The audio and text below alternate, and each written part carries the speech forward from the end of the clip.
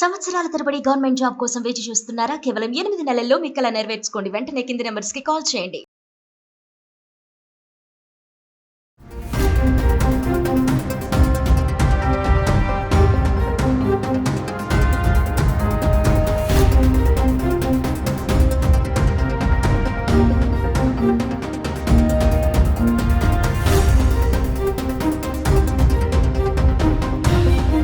నమస్తే, welcome back to Suman TV. ప్రస్తుతం మనతో పాటున్నారు consumers affairs committee chairman Mandari Krishnareddy గారు. మరి భారత్ చేస్తున్న దాడులకి పాకిస్తాన్ భయపడుతుందా లేదా అంటే భయపడుతుందనే అనుకోవాలండి. ఎందుకంటే పాకిస్తాన్ అనే ఇప్పుడు మ్యాప్ దగ్గర నేను ఉన్నాను, మ్యాప్లో చూసుకుంటే పాకిస్తాన్లో ఉన్నటువంటి మొత్తం అన్నీ కూడా విడిపోతున్నాయి, ముక్కలైపోతుంది పాకిస్తాన్ మనం చేస్తున్న దాడికి భయపడి అని చెప్పేసి అని చెప్తున్నారు కదా. మరి ఒక్కసారి ఏంటి ఆ మ్యాప్లో ఏమేమి ఉన్నాయి, ఏమేమి విడిపోతున్నాయి, ఏవేవి సొంత దేశాలుగా మారుతున్నాయి అనేది ఒకసారి చూద్దాం సార్ మాటల్లో. నమస్తే సార్. నమస్తే సార్, ఇప్పుడు చూసుకుంటే మనం పాకిస్తాన్ మ్యాప్ నేను ఓపెన్ చేసి పెట్టాను. మామూలుగా భారత్ చేస్తున్న దాడులతో పాకిస్తాన్ ముక్కలు అయిపోతుందని చెప్పేసి మన వీడియోలో మాట్లాడుకున్నాం కదా. ఒక్కసారి ఎలా ఈ మ్యాప్లో మాకు ఎక్స్ప్లెయిన్ చేయండి ఏంటి అనేది. మోడీ గారు ఇచ్చిన అవకాశాన్ని పాకిస్తాన్ సద్వినియోగం చేసుకోకపోతే, ఇదే రకంగా మొండితనంతో ముందుకెడితే, ఇంకా ఈ వార్ను కంటిన్యూ చేస్తే మాత్రం పాకిస్తాన్ అనే పదం ప్రపంచ పటంలో లేకుండా పోతుంది. ఎలా పోతుంది అంటే, దీనిలో అన్నిటికన్నా ముఖ్యంగా మనం చూపించాల్సింది ఏంటంటే జమ్మూ అండ్ కాశ్మీర్. ఈ జమ్మూ అండ్ కాశ్మీర్లో ఇది ఆక్రమిత కాశ్మీర్.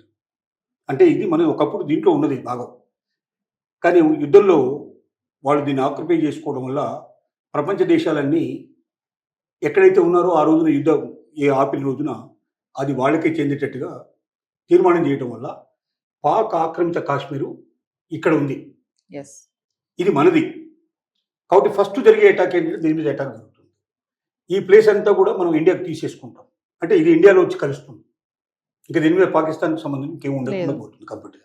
దీని తర్వాత ఇక్కడున్న సమస్యల లోపల మనం కిందికి వెళ్ళి చూద్దాం. ఇక్కడ నుంచి స్టార్ట్ చేసుకుంటే బెలూచిస్తాన్, ఇది బెలూచిస్తాన్. ఈ బెలూచిస్తాను ఇవాళ మీకు దీంట్లో క్వెట్టా అని కనబడుతుంది. బెలూచిస్తాన్లో ఇది క్వెట్టా. అంటే ఈ బెలూచిస్తాన్ ఏంటంటే లిబరేషన్ ఫ్రంట్ ఉంది ఇక్కడ. అంటే ఆల్రెడీ ఇది పాకిస్తాన్లో ఒక భాగమే, కానీ వీళ్ళు మాకు స్వతంత్రంగా దేశం కావాలని ఎన్నేళ్ల నుంచో వీళ్ళు పోరాటం చేస్తున్నారు.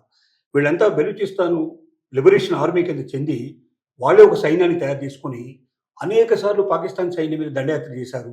ఈ మధ్య పాకిస్తాన్ ట్రైన్లో వెళ్తున్నటువంటి పాకిస్తాన్ మిలిటరీని 15 మందిని వాళ్ళు చంపేశారు, హతమార్పు చేశారు. సో వీళ్ళు అప్పుడప్పుడు వీళ్ళు దాడి చేస్తూనే ఉంటారు, వీళ్ళు మిలిటరీని చంపేస్తూ ఉంటారు. వీళ్ళు నిన్న రాత్రి చేసింది ఏంటంటే, మన భారతదేశంలో వీళ్ళు దండయాత్ర చేసినప్పుడు, మళ్ళీ తిరిగి మనం పాకిస్తాన్ మీద దండయాత్ర చేసినప్పుడు వీళ్ళు అక్కడ ఉన్నటువంటి క్వెట్టా అనే ప్రాంతాన్ని వీళ్ళు ఆక్యుపై చేసుకున్నారు.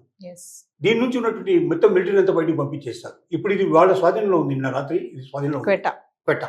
ఇది దాని పరిస్థితి. ఇప్పుడు ఈ బెలూచిస్తాన్ అనేది సపరేట్ అయిపోయింది, ఇది ఒక ముక్క అయిపోయింది. రెండోది ఏంటంటే, ఇక్కడ పంజాబ్ ప్రాంతం కూడా దీంట్లోంచి విడిపోవడానికి సిద్ధంగా ఉంది. వాళ్ళు కూడా సంతృప్తికరంగా లేరు, ఎప్పటి నుంచో వాళ్ళు కూడా లిబరేషన్ కోరుకుంటున్నారు. పంజాబ్ సపరేట్ అయిపోతుంది. నెక్స్ట్ సింధు ప్రాంతం ఉంటుంది కింద, సింధు ప్రాంతం కూడా సపరేట్ అవ్వడానికి సిద్ధంగా ఉంది.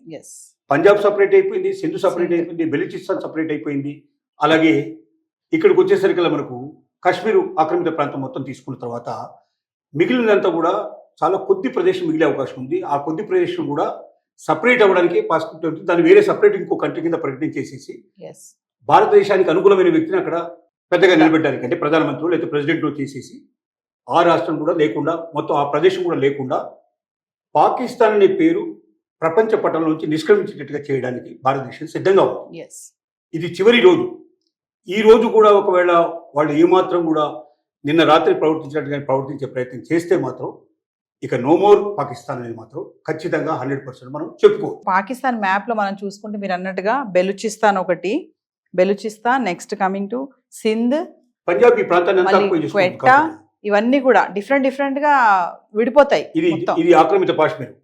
ఈ ప్లేస్ అంతా దాంట్లోకి వెళ్ళిపోతుంది. ఇది కొద్ది ప్లేస్ మిగులుతుంది. ఆ ప్లేస్ లేకుండా ఏం చేస్తారంటే దాన్ని సపరేట్ దీంట్లో కలిపేస్తారు, లేకపోతే దాని ఒక చిన్న దేశం కింద చేసేసి దానికి ఇంకో పేరు పెడతారు తప్ప పాకిస్తాన్ అనే పేరు ఉంచరు. అందులోనే అన్ని ముక్కలు మొత్తం విడగొట్టేస్తారు దేనికి దానికి. కాబట్టి పాకిస్తాన్ అనే పేరు ఉండాలా ప్రపంచ పటంలో లేదా అనేది వాళ్ళే డిసైడ్ చేసుకోవాలి. ఇదే రకమైన మంకుతో వాళ్ళు వెళితే మాత్రం ఇంకొక వారం 15 రోజుల తర్వాత పాకిస్తాన్ మాయమైనా మనం ఆశ్చర్యపడాల్సిన అవసరం లేదు. అది పరిస్థితి, సిచ్యువేషన్ అట్లా ఉంది. ఇస్లామాబాద్లో పాకిస్తాన్ ప్రైమ్ మినిస్టర్ ఉన్నటువంటి పక్క ప్రాంతంలో ఉన్నటువంటి భవనాన్ని పడగొట్టేశారు. Hmm. దాంతో పాకిస్తాన్ ప్రైమ్ మినిస్టర్ భయాందోళనకు చెంది వెంటనే మిలిటరీ వాళ్ళు అతను తీసుకెళ్లిపోయి ఎక్కడో రహస్య ప్రదేశంలో దాచిపెట్టారు. అంటే ఒక ప్రధానమంత్రి కూడా రక్షణ కల్పించలేని పరిస్థితిలో ఉన్న సిచ్యువేషన్ అది. ఎస్ అంటే ధైర్యంగా నేను ప్రధానమంత్రి నేను ప్రజల దగ్గరికి వెళ్ళి వాళ్ళకి ధైర్యం చెప్పాల్సిన పరిస్థితిలో మన మోడీ గారేమో ఢిల్లీలో కూర్చొని త్రివిధ దళాలని మొత్తం కూడా కంప్లీట్గా మేనేజ్ చేసుకుంటూ ఎక్కడ ఏం జరుగుతుంది అని మొత్తం వివరాలు తెలుసుకుంటూ ఎప్పటికప్పుడు ఇన్స్ట్రక్షన్ ఇచ్చే స్థాయి లోపల రారాజుగా కూర్చున్నవాడు ఇక్కడ మన భారతదేశ ప్రధానమంత్రి. పాకిస్తాన్ ప్రధానమంత్రి భయపడి పారిపోయి ఎక్కడో రహస్య ప్రదేశంలో దాక్కున్న పరిస్థితి అది. అంటే పిరికి వాళ్ళు ఎలా యుద్ధం చేయగలుగుతారు? ఎట్లా పాకిస్తాన్ నిలబడగలుగుతుంది? ఇంత భయం ఉండి కూడా ఎందుకు వస్తున్నారంటే అక్కడ జరుగుతున్న పరిస్థితి ఏంటంటే అక్కడికి ప్రజలు ఒకవేళ భారతదేశం మీదకి వెళ్ళకపోతే ప్రజలు వాళ్ళని తనేటట్టున్నారు, వాళ్ళు క్షమించలేని పరిస్థితిలో ఉన్నారు. కాబట్టి అక్కడ ఉండేయాలంటే తప్పనిసరి ఏదో ఒకటి చేస్తున్నట్టు కనపడదు. అందుకే నటించేటువంటి పరిస్థితి తీసుకొచ్చారు. అక్కడ ఆర్మీ చీఫ్ నిన్న రాత్రి అతన్ని పీకేసి కొత్త ఆర్మీ చీఫ్ని పెట్టేశారు ఇమీడియట్గా. ఒక కొత్త ఆర్మీ చీఫ్ తీసుకొని ఇంత పెద్ద యుద్ధం లోపల పాల్గొనాలంటే అది సులభమైన విషయం కాదు. మొత్తం అవగాహన చేసుకొని స్టడీ చేయాలి, చాలా చేయాలి. ఇది అంత సులభమైనటువంటి విషయం కాదు. కానీ అక్కడ ఏంటంటే అసలు ఇది ఒక యుద్ధమని భారతదేశం గెలుస్తామని నమ్మకం వాళ్ళకి ఏ పరిస్థితులు లేదు. ఏదో ఒకటి చేసినట్టు చేసి నటించేసి ప్రజలు నమ్మించాలనే ప్రయత్నం తప్ప అంతకన్నా ఏం లేదు. కాబట్టి ఈ నాటకాల కోసం చేస్తున్న పనే తప్ప బలం లేదు. అసలు మన మిలిటరీ ముందర వాళ్ళ మిలిటరీ 4వ వంతు కూడా లేదు. మన యుద్ధ ట్యాంకుల మీద వాళ్ళ యుద్ధ ట్యాంకులు దేనికి పనికిరావు. మన జలాంతర్ల మీద వాళ్ళు ఏవి పనికిరావు. వాళ్ళ దగ్గర ఉన్నవన్నీ తుప్పి పట్టిపోయినవి. ఎప్పుడో 30 ఏళ్ల కింద 40 ఏళ్ల క్రితం సప్లై చేసినవి. వాటిలో 3 భాగాలు అసలు పనికొచ్చే పరిస్థితులు లేదు. దాన్ని ఆపరేట్ చేసేటువంటి సరైన ఆపరేటర్స్ లేరు, సరైన శిక్షణ లేదు. ఇలాంటి పరిస్థితుల్లో ఒక్క 4 రోజులు కాదు కదా, 4 గంటలు కూడా నిలబడగలిగే సామర్థ్యం లేనటువంటి పాకిస్తాన్ ఎట్టి పరిస్థితుల్లో భారతదేశాన్ని ఎదుర్కోలేదు. భవిష్యత్ అంతా శూన్యమైపోతుంది.